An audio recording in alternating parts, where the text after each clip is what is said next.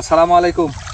এই যে আমরা ড্রাগন লাগানো হয়ে গেছে, মোটরে পানি ইনশাল্লাহ চলে আসতেছে, দেখেন ঢল ঢল ঢল ঢল শব্দ। এই যে আমরা গাছ লাগানো হয়ে গেছে, এখন আমরা পানি দিয়ে দিচ্ছি এইভাবে।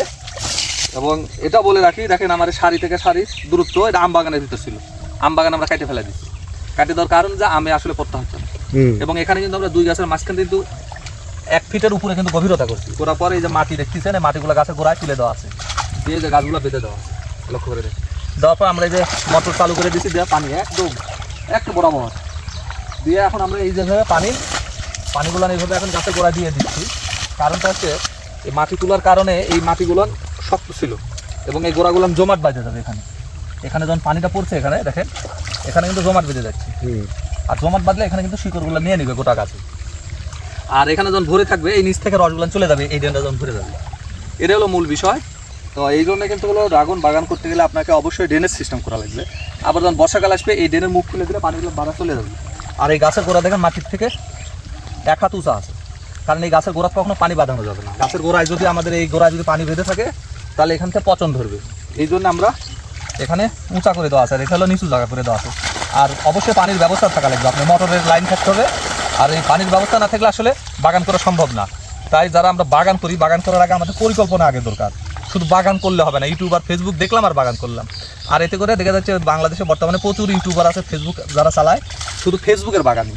তা আসলে মাঠ পর্যায়ে আসল অভিজ্ঞতা থাকা লাগবে। আপনারা জানেন যে এই ড্রাগন ফল আমরাই বাংলাদেশে প্রথম শুরু করি, এবং তখনকার সময় আমরা যেভাবে লাগাইছিলাম, এই জায়গায় একটা খুঁটি 10 হাত পর একটা খুঁটি ছিল। এখন দেখেন আমাদের গাছ লাগানোর পদ্ধতি কি, আপনার 1 হাতের মধ্যে দেখেন এখানে একটা এখানে একটা, এই দেখেন ঘন পদ্ধতিতে এটাকে বলা হয়, একটা বরাবর লাগা দেওয়া আছে। এখন এখানে কিন্তু আমরা কষ্টটাতে আপাতত আটকে দিচ্ছি, আর এটা একটা বাঁশের কাঠি।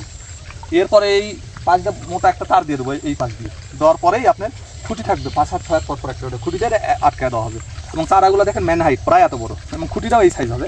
যেহেতু আমাদের নিজস্ব বাগান, আমাদের তো চারা সমস্যা নেই, কিন্তু একসময় অসুবিধা ছিল, তখন আমরা ছোটো ছোটো চারা লাগাইছি। আর এই যে পানি দেওয়ার যে ব্যবস্থাপনা, এইভাবে পানিগুলো দিতে হবে, তাহলে আলহামদুলিল্লাহ আমাদের ড্রাগন কিন্তু ভালো হবে। এবং আপনাদেরকে এটাও বলে রাখি যে আমাদের বাগানে কিন্তু প্রচুর ড্রাগন অলরেডি সিজনে শুরু এবং ফুল ফল সব আসছে, সেটাও আপনাদেরকে আমরা দেখাবো আলহামদুলিল্লাহ। এটা আমরা কেবল নতুন রোপণ করলাম, এই বছরে আমরা ফল পাবো আশা করি গাছে। শুধু একটু পরিচর্যা টেক কেয়ার করলে হবে, কারণ আমরা প্রায় 20 থেকে 22 বছর হলে এই চাষের সাথে জড়িত, যার কারণে আমাদের যে অভিজ্ঞতা অনেক ঠুকে শিখেছি। এখানে এখনও শেখার মধ্যেই আছি, এখনও শিখি নাই। তো প্রতিনিয়ত মনে হয় যে আরও শিখতেছি। তো আপনারা আমাদের জন্য দোয়া করবেন। আর যদিও এখন বৃষ্টিও হবে 2-1 দিনের মধ্যে, মনে হচ্ছে আকাশে মেঘলা আকাশ, তারপরও পানি দিতে হবে, কারণ এই পানির আলাদা একটা বিষয় আছে, জমাট বাঁধানোর জন্য আমরা পানি দিলাম। গাছ লাগায় পানি দিয়ে দিতে হবে, যে এরকম দিন করে দিতে হবে, পুরোপুরি একটা দিন থাকতে হবে এরকম বরাবর।